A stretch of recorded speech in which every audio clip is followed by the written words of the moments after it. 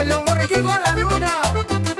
Yo solo quiero alcanzar tu boca y aterrizar sobre tus pezones de fuego, anaranjado de miel, transparente, encendido.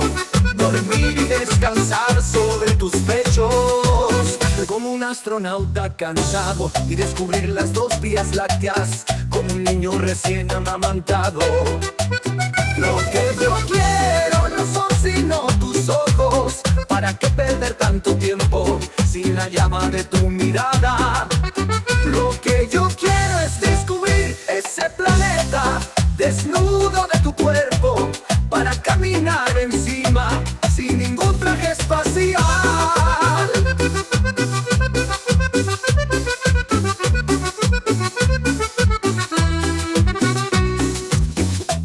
El hombre llegó a la luna.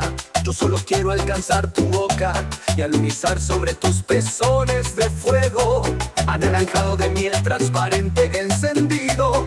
Dormir y descansar sobre tus pechos, como un astronauta cansado, y descubrir las dos vías lácteas, como un niño recién amamantado. Lo que yo quiero no son sino tus ojos. ¿Para qué perder tanto tiempo sin la llama de tu mirada? Lo que yo quiero es descubrir ese planeta desnudo de tu cuerpo, para caminar encima sin ningún traje espacial.